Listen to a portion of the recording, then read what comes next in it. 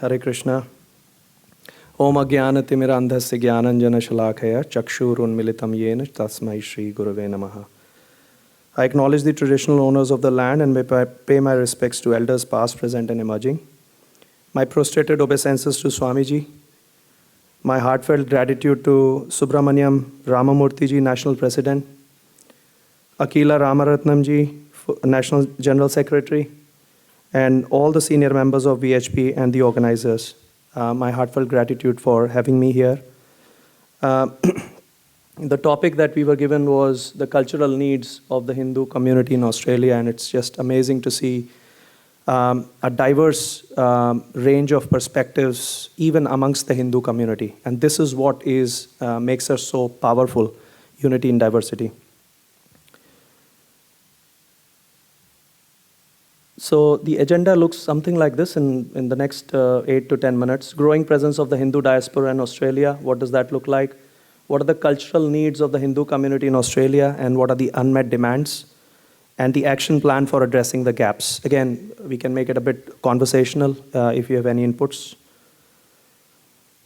Much has been said about the growing presence of the Hindu community in Australia, with over 685,000 Hindus as per the census of 2021. This number is going to cross 1 million when the next census comes up in 2016. So we are a proud bunch of 1 million, going to be 1 million Hindus in Australia. That deserves a bit of a applaud there. Thank you. This has been a rapid growth. We have all seen these numbers. These numbers have been repeated time and again. Third largest, fastest growing religion. Immigrant influence primarily contributed from India and Nepal, almost more than 90% coming from those two regions. There's a regional distribution, 40% being represented in New South Wales. The most interesting part is the youthful demographics. Median age is 31 years. So imagine what sits on the left and right of that 31 years. Somebody who's stepped in new, like the previous speaker said, somebody representing, coming into college, taking admissions, grappling with their life, and trying to understand what's the purpose, how to connect with the roots that they belong to. Or on the right-hand side with little kids or younger kids, how do we connect them? And we, as part of the International Society for Krishna Consciousness, we face into a diaspora of close to 2,000 individuals who are part of our community. And many of them are youthful demographics. And every time I see them, my heart melts, because everyone has got a story to tell. Everyone is looking for connection, looking for genuine, coming back into their roots. Obviously, this also represents a growing appeal amongst the Hinduism. I would like to call out Bhakta Das, who's an Australian. He's the National Communications Director for ISKCON Australia. And he notes that a trend of locally born Australians embracing Hinduism way of life is emerging. And the emphasis is obviously vegetarianism, karma, and spirituality. Hinduism has never been more popular in the Western world, is what he calls out. So that is the communications director who interacts with a very wide spectrum of people. Now, looking at what is this diaspora looking for? A youthful demographic coming into Australia. And I was part of the Consulate General invited us, and one of the major challenges they are facing for the new sort of people coming into Australia is domestic violence. And I was really amazed to see that Indians are facing a lot of that problem coming into Australia. So naturally, they're missing something from their home. So therefore, onus is on us to make sure that our families are well looked after. But that was just one aspect of the challenge. We all are doing some amazing work in our own facets. But to bucket them under 4 umbrellas, what I call them A, B, C, D. Association means Sangha. Everyone is looking for Sangha, connection, purpose, people, and what is the platform that they can connect with. Again, the youth is an extremely important dynamic of our Hindu society in Australia. They represent the true culture that we will manifest in Australia. And that represents literature, dance, drama, arts, music, cuisines, language, clothing, manners, etc., etc. Culture is such a wide dimension, and so I'm extremely proud to say that at 217 Windsor Road Vineyard, we are building one of the largest ISKCON temples, or cultural center as we call it, Hare Krishna Community and Cultural Center. More than a temple, it's a place for this wide diaspora to come in and become part of that community. It's right there on your leaflet on the first page as you turn. And many of you are most welcome to join us, and much as we would like to help you, we also need a lot of help. Second is books. We are very much driven by our Shastra. Shastra becomes our Shastra. And we get to know and we get to hear so much that we should open up our books like Bhagavad Gita, Vedas, Puranas to go and read them, right? It's an onus on us to actually go and familiarize ourselves with our books. That's the systematic study of Hindu scriptures delivered through gurukuls and schools. I'm so excited to see so many initiatives, and I'm just, so keen to connect with many of the leaders here. Then again, the cultural integration of the Hindu way of life. We also learned that the Hindu is not just this way or that way, it's a way of life. How do we integrate that into the Australian society?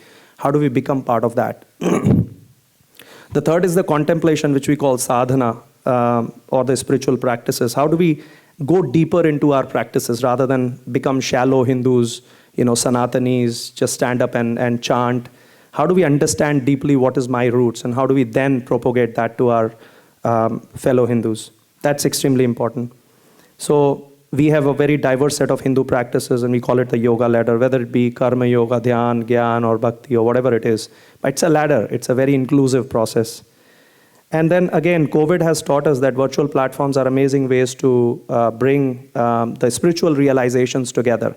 So it's upon the leaders of this society to actually come and share their realizations, share their learnings with what they've realized in their life. So creating those platforms is important. And finally, seva. Seva comes through many ways. I mean, this is also a great seva that Vishwa Hindu Parishad has done. So much of heart has gone into it.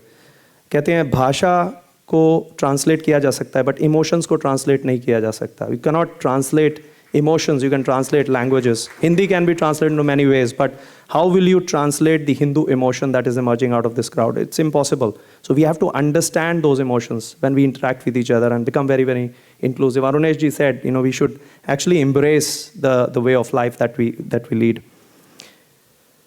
This opens up the question of, these kind of gaps that are emerging. All of us have recognized them. There might be some framework that we might want to put in place, which we call as books are the basis, education is the essence, unity is the principle, and purity is the force. The first pillar, books are the basis, is extremely important. As I mentioned in the previous slide, we need to have a strategy to promote Hindu scriptures, and many of those facets of those strategies have been discussed through schools, through universities, through gurukuls, through libraries. And we need to make our presence felt in the state libraries, council libraries, everywhere. We need to be there. We aren't there yet. Accessibility and dissemination of our Hindu scriptures is extremely important. Formulating policies for protection of the Hindu rights. And yes, VHP takes huge amount of pride in the way they protected our rights when we were threatened. And that's really amazing. And that's why we are here together, to actually support each other. Second is education is the essence. And many of the speakers spoke about this, establishing gurukuls. Very, very happy to see that a dedicated school is coming. There is so much of emphasis and focus on putting that one pillar. How do we get people to understand what we have learned for millions of years? Media, comms, and awareness, connections, speaking, coming up as opinion leaders, being the policy makers, being in the decision bodies is extremely important for all of us. We should not shy away from taking on leadership roles in the name of humility. That is what we call as artificial humility. We should actually stand up for who we are. Community outreach and multicultural engagements, extremely important. Advocacy and interfaith dialogue, that's already been spoken. Again, utility is the principle. How do we utilize our way of life to basically impact the community? Celebrating large scale Hindu festivals, temples as cultural hubs. People don't just go to temples to honor the deities. They go there when they've got a new car and they want to actually invoke auspiciousness. That's as simple as that. So therefore, temples have to become much more open to the idea that people will come in with various desires to fulfill. Leadership development and training and support is extremely important. Again, we want to integrate that with the youth. And Hindus in the decision-making bodies, I've already spoken about it. Purity is the force is extremely important pillar, because if we do not practice what we preach, then it will lose its essence, it will lose its power. Our words will not have any meaning. So it's a very important that what we say is what we actually internally preach. So if I stand here and I say, please read Bhagavad Gita, have I read it? I mean, I should introspect it. Requires opinion leaders and change makers, strategies to amplify our spiritual practices. We should come together and deliberate and create those forums where we can create ideas on how to actually amplify our practices. And finally, last but not the least, but platform for sharing spiritual realizations. We have Swamiji, we have so much elevated group in this who have got so much of Hindu way of life realizations from their practices. And we should actually bow down to them and come closer to them and rub off something from them so that we can take away that purity with us. Thank you so much. Hare Krishna.